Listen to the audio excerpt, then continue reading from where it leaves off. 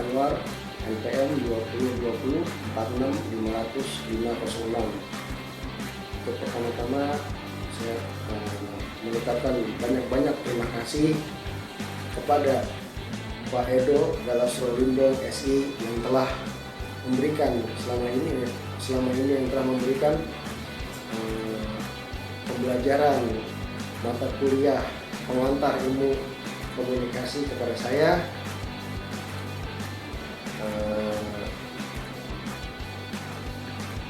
Tentunya ilmu komunikasi yang sampai saat ini saya mendapatkan tambahan pengetahuan tentang bagaimana cara berkomunikasi dengan baik dan benar. Itu yang pertama. Untuk yang kedua, menambah ilmu serta wawasan saya untuk kedepannya dalam membuat karya desain komunikasi visual agar sampai pesannya kepada komunikan halayak umum. Terima kasih. Yang kedua, unsur-unsur komunikasi. Ilmu komunikasi dikembangkan oleh para ahli yang berasal dari berbagai latar belakang pendidikan. Mungkin ada beberapa yang akan saya sebutkan. Dari ilmu politik ada Harold Laswell, dari ilmu komunikasi ada David Cabello, dan dari ilmu bisnis ada Scotland, Albufi, dan John V. Thiel. Dari Harold Laswell, unsur komunikasi Harold Laswell itu terdiri dari 5 unsur: pengirim, komunikator, memiliki ide atau gagasan. Yang kedua, pesan, say, what, message. Ide atau gagasan dirubah menjadi pesan agar bisa dimengerti oleh orang lain, misalnya untuk pesan, gaya penyampaian, dan nada tergantung. Selain pengirim, pesan, atau yang sering dikenal dengan encoding. Yang ketiga, media atau bisa juga disebut in-with channel. Memindahkan pesan kepada penerima melalui berbagai bentuk komunikasi, misalnya verbal, non-verbal, lisan, atau tertulis. Media yang digunakan bisa tatap muka, telepon, surat kabar, surat laporan, dan sebagainya. Pemilihan media tergantung pada jenis dan sifat pesan yang akan dikirim. Yang keempat, ada komunikan atau to whom. Penerima mengartikan atau menginterpretasikan pesan yang diterima. Yang kelima, ada efek, with, what, effect. Umpan balik adalah tangganan dari penerima dan merupakan elemen kunci di dalam rantai komunikasi. Artinya apa? Artinya jika penerima tidak menerima pesan, maka pesan ini perlu diperbaiki dan dikirim ulang. Tanggapan atas pesan yang diterima, misalnya penerima mengangguk, tersenyum, atau tertulis. Ada juga teori dari David Cabello. Di sini teori dari David Cabello, unsur-unsur utama komunikasi terdiri dari, bisa disebut juga SMCR, yaitu source, sumber atau pengirim. Terdiri dari satu orang atau kelompok, misalnya pribadi, organisasi, atau lembaga. Sumber sering disebut sebagai komunikator, sender, dan atau encoder. 2. Message, pesan atau informasi. Sesuatu atau juga bisa disebut pengetahuan, tujuan, informasi, nasihat, atau propaganda yang disampaikan pengirim kepada penerima. Pesan dapat disampaikan melalui tatap muka atau media komunikasi. Pesan sering disebut sebagai message, konten, atau information. Yang ketiga, ada channel, saluran, dan media. Alat atau sarana yang digunakan untuk memindahkan pesan dari pengirim kepada penerima. Saluran komunikasi terdiri dari komunikasi lisan, tertulis, dan elektronik. Media dalam komunikasi, media komunikasi antar pribadi seperti partai indera, telepon, telegram, email, dan sebagainya. Yang kedua, ada media komunikasi massa yang dibedakan menjadi satu, media cetak seperti surat kabar, majalah, buku, atau dan sebagainya. Media elektronik seperti radio, film, televisi, komputer, video, dan sebagainya. Yang keempat, ada receiver, penerima. Penerima adalah pihak yang menjadi sasaran pesan yang dikirim oleh komunikator terdiri dari satu orang atau kelompok. Penerima sering disebut khalayak, sasaran atau komunikan. Dan ada juga teori dari Conrad L. Buffy dan John Thiel. Di sini unsur komunikasi Buffy and Thiel unsur-unsurnya yaitu source, sumber atau pengirim, terdiri dari satu kelompok atau orang atau kelompok, misalnya pribadi, organisasi atau lembaga. Sumber sering disebut sebagai komunikator, sender atau encoder. 2. Pesan. Komunikator harus mengubah ide menjadi satu pesan agar dimengerti dan diterima dengan baik. Tidak semua ide diterima atau dimengerti dengan sempurna. Media. Komunikator memindahkan atau mentransmisikan pesan dengan berbagai saluran. Komunikan menafsirkan pesan yang diterimanya. Umpan balik merupakan tanggapan penerima kepada komunikator. Umpan balik menjadi evaluasi bagi komunikator untuk menilai efektivitas pesan. Dan perlu diingat, dalam unsur komunikasi setiap individu, organisasi, kelompok bisa berperan sebagai komunikator dan komunikan yang dapat memberikan efek. Perlu diingat, ini paling penting nih. Komunikasi itu bukan seperti jalan tol yang hanya satu arah saja. Harus ada komunikator dan juga komunikan, juga ada audiens ataupun halayak umum untuk feedback kita untuk terjadinya berkomunikasi dengan baik dan benar. Mungkin itu saja yang bisa saya sampaikan. Komunikasi, ada juga hambatan komunikasi. Apa sih hambatan dalam berkomunikasi, atau bisa disebut juga dengan gangguan? Gangguan segala sesuatu yang mengganggu kelancaran komunikasi serta akan menghambat kelancaran pengiriman dan penerimaan pesan.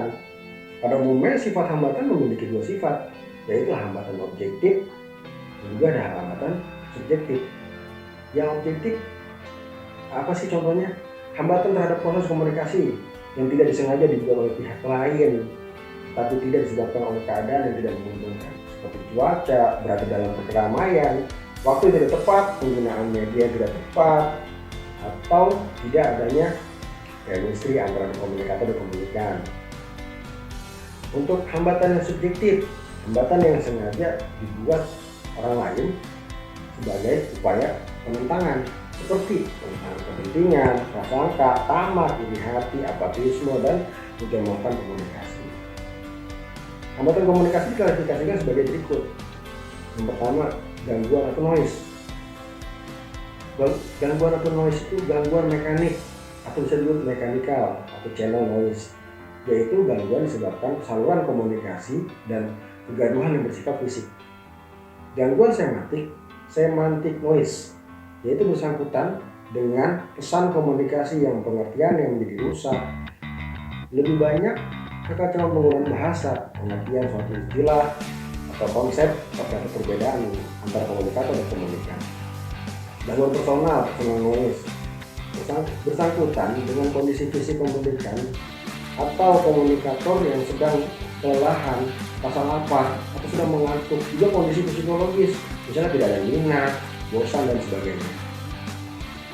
Yang kedua, kepentingan, interest. Interest akan membuat seorang selektif dalam menanggapi atau menghayati suatu pesan. Orang akan memperhatikan perangsang yang ada kaitannya dengan kepentingannya, dan juga menentukan daya tanggap, perasaan, pikiran, dan segala laku yang akan merupakan sikap reaktif terhadap segala rangsangan yang tidak berkesesuaian atau bertentangan dengan suatu kepentingan. Yang ketiga, ada motivasi. Motif atau daya dorong dalam diri seorang untuk tidak melakukan sesuatu yang sesuai dengan keinginan, kebutuhan, atau kekurangannya. Pada umumnya motif seseorang berbeda-beda jenis maupun intensitas dengan yang lainnya, termasuk intensitas tanggapan seseorang terhadap sesuatu komunikasi. Semakin komunikasi sesuai motivasinya, semakin besar kemungkinan komunikasi itu dapat diterima dengan baik oleh pihak komunikan. 4. Ada prasangka, prejudice.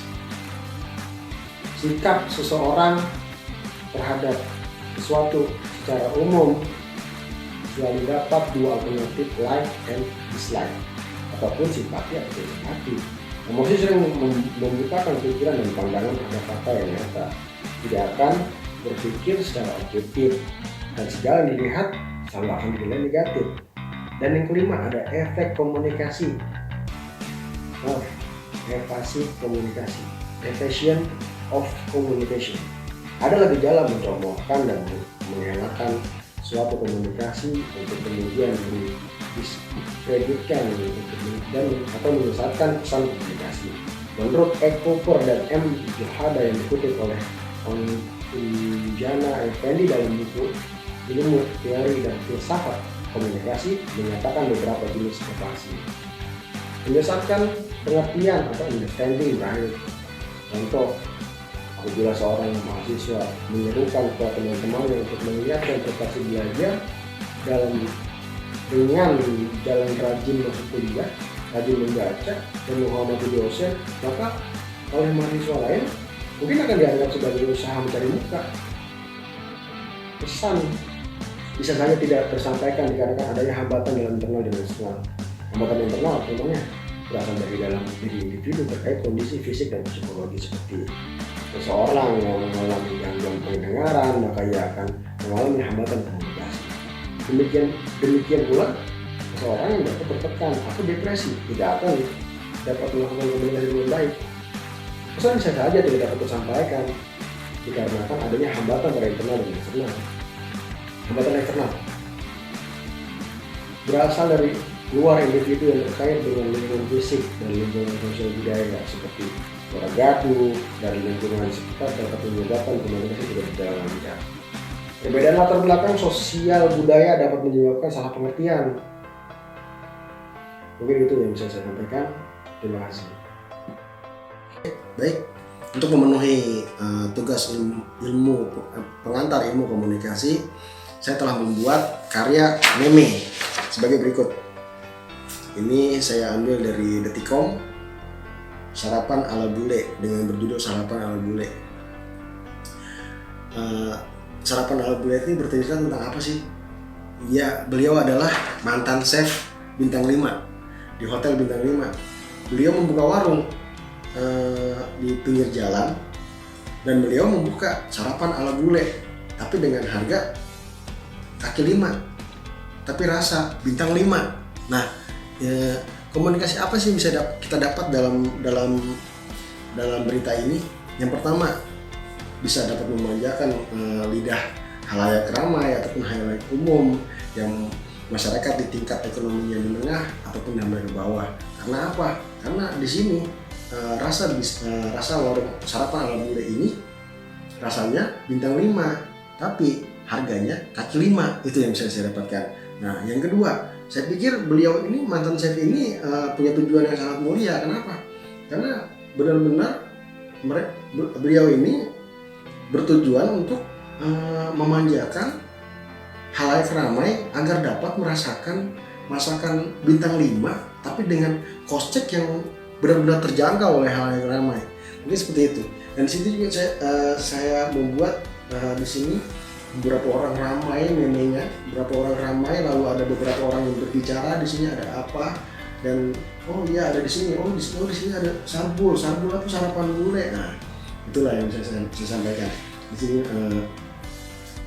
Komunikasinya adalah beliau ingin memanjakan halayak ramai, masakan bintang 5 dengan konsep yang terjangkau ataupun harga kaki 5.